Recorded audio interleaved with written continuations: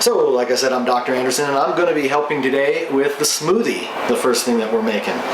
So, we're going to start by grabbing a blender. Then bring that in here. And then we have a blender container here. I'm going to leave it down so that you can still see everything. And we'll just start by chopping things. I'm going to go ahead and start with chopping the celery. And I'm just going to kind of cut it up into pieces that will allow it to fall down into the blender blades so that we don't end up having a, what do you call that? A block in the bottom of the blender. And then we were going to do a bunch of cilantro. That's this guy. A handful of arugula. That's this guy here. A handful of broccoli sprouts. So depending on how you get your broccoli sprouts, you may need to cut them because they have a surface that they're kind of growing out of. So we'll just take and make sure we don't cut any of the surface into it.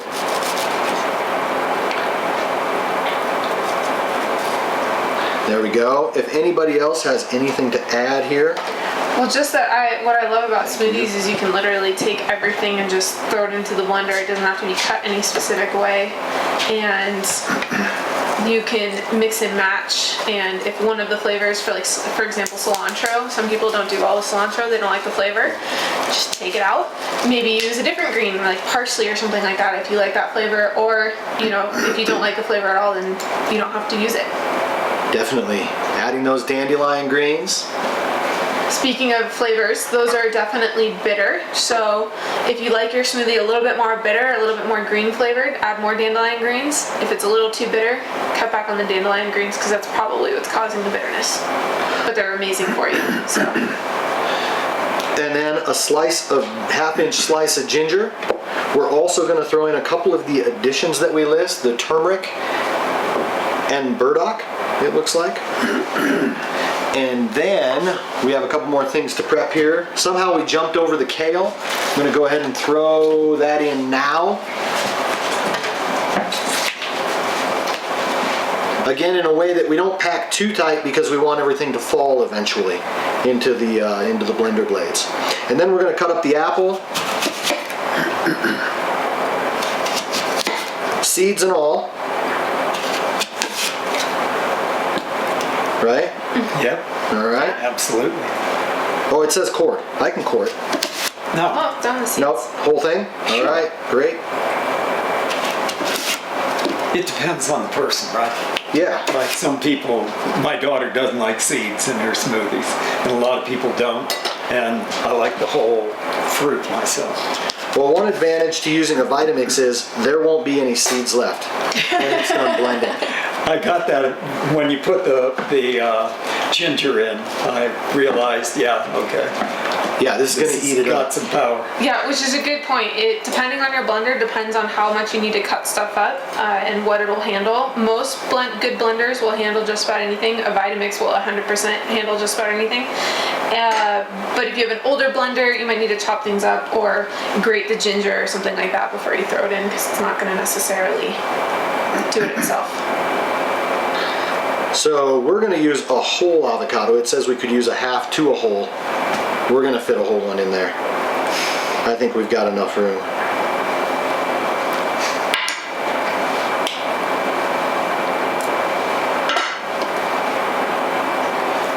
Let's see. Yeah.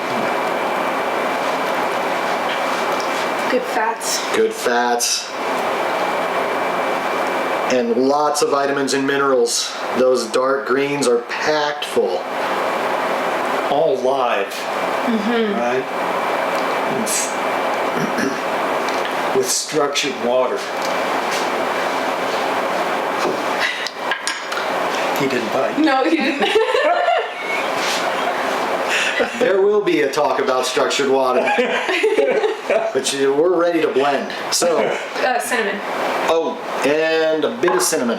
Yes, and we even have a half teaspoon sitting out here. Perfect. I'm just gonna, sorry to reach over. I'm just gonna throw all these last little grains in. That's my waste. Thank you, Dr. M. A happy half teaspoon of cinnamon.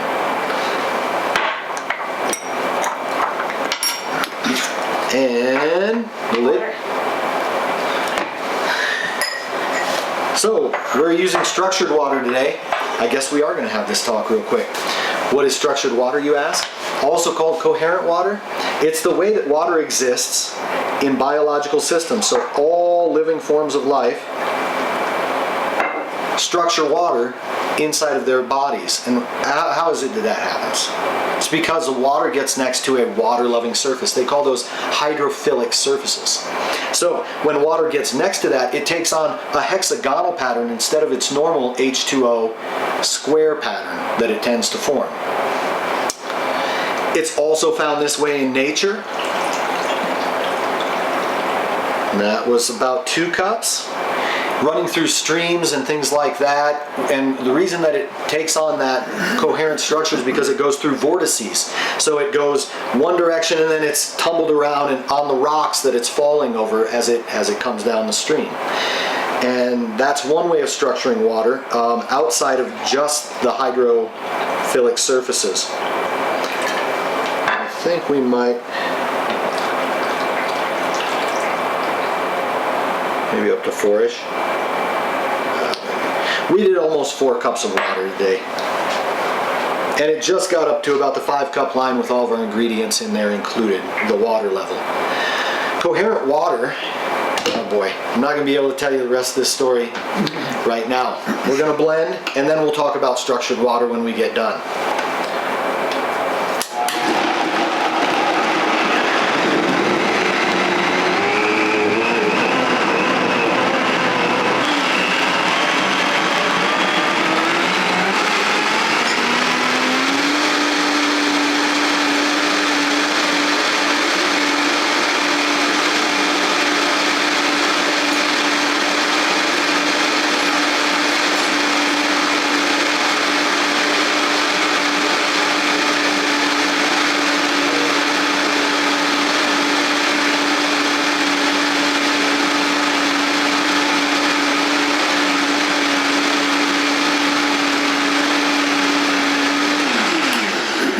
That looks well blended. I think we went for about 30 seconds or so there on high.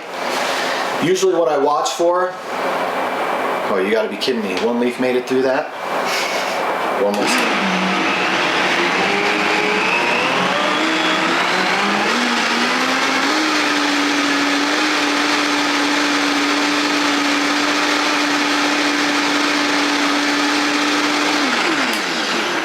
So 40 seconds. All right. Of all things, a leaf made it through it, right? It looks well blended. Usually what I'm looking for though is that funnel effect in the center at the top of the blender carafe.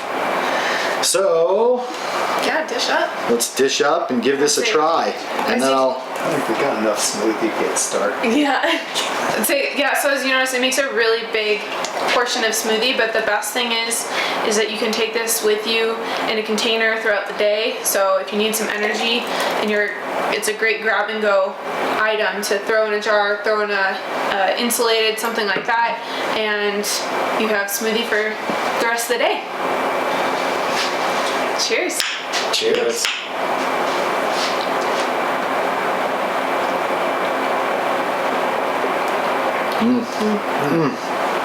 So, a few points. One is, you would emphasize that this is a green smoothie. The term smoothie can be applied to pretty much anything you blend up in there, and originally smoothies were almost all fruit and really sweet, which is destabilizing for blood sugar. And these green smoothies, as you see, there was 1 apple in here, right? And the rest was all green vegetables. Tastes great. So that's one part, is if you are prone to blood sugar fluctuations, if you're wanting to lose weight, reduce inflammation, these green smoothies that are in the recipe are the way to go, whereas a real sweet one would be destabilizing for you.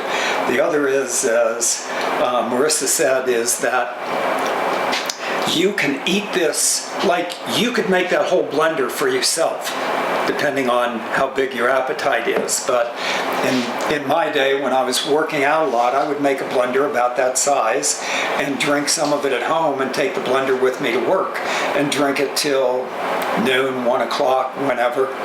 And it's just a great way to begin your morning. Anything else about smoothies that's... This is absolutely delicious. It is. These two have been fasting for 5 days. This is their first food. It's very good for that reason and on its own. No matter what it tastes like, Yeah. it's wonderful. But it is wonderful. It is wonderful. Yeah. Okay. Do you want to finish the... Oh, coherent water. Yeah. So when we talk about coherent water, we talk about life, right? Because water is life. No biological reaction takes place in the absence of water. So that means everything that is life is literally cradled in water. Water's the cradle of life, they would say. And another thing to talk about real briefly is 99.9% of the molecules in our body are water molecules. This is a very important point. We are 70% by weight, but since water molecules are so small, in number they're 99.9%. We're just very clever water.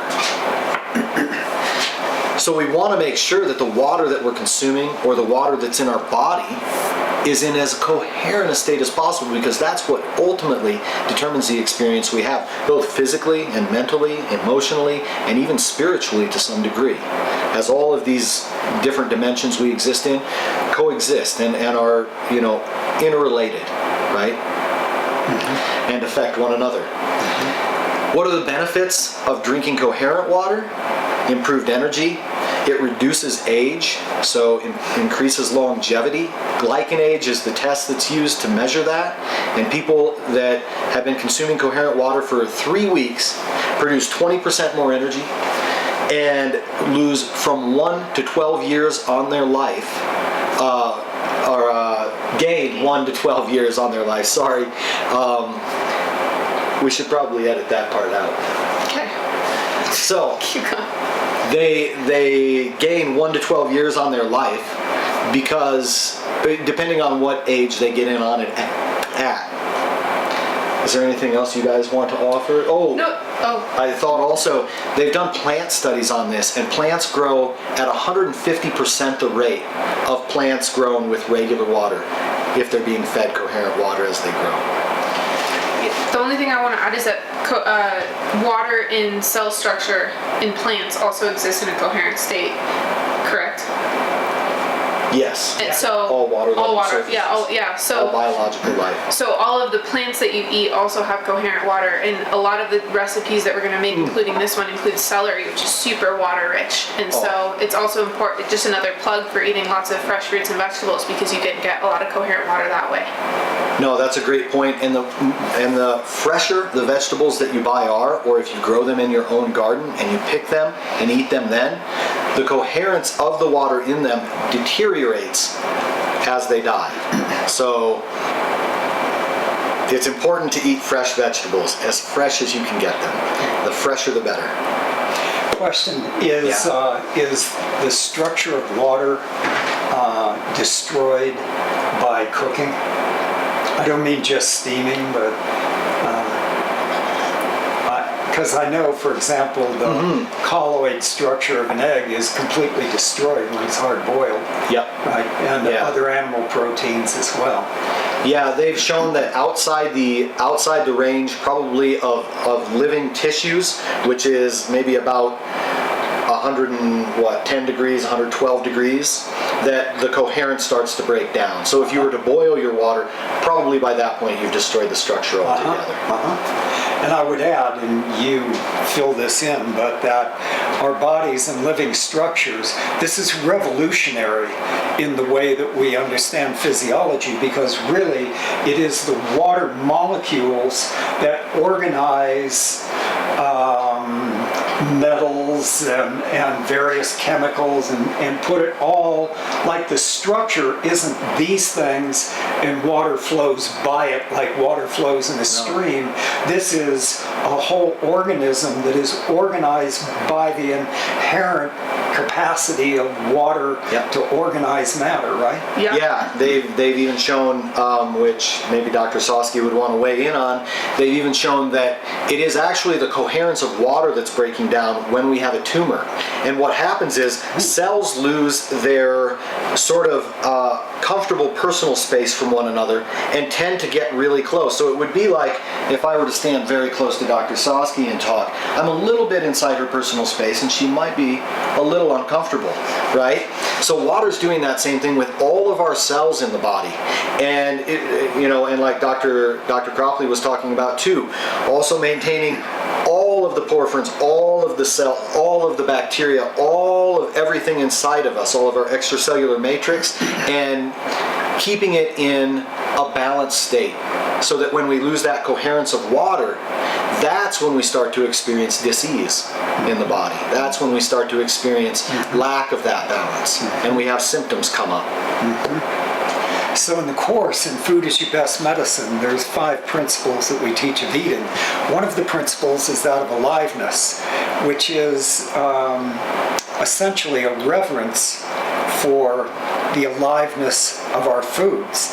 And it's relevant here because, as Anderson is saying, the heating breaks down the structure of water. And as I mentioned before, you take an egg and boil it compared to a raw egg, and the raw egg is soluble in water. The cooked egg will never dissolve in water, and solubility is the first step in digestion of that. So this reverence for food you will see throughout what we do. So, and another example, how much we cook an egg is an example. How much we cook all animal proteins, they are similarly destroyed through high heating processes, and knowing that then allows us in the preparation of our food to reverence the aliveness of the food, which then brings aliveness to our bodies. Yep. Thank you, Dr. Cropley. Okay. Thank you for this recipe. Yeah. Cheers, everyone. Enjoy. Cheers. Yes. L'chaim. L'chaim.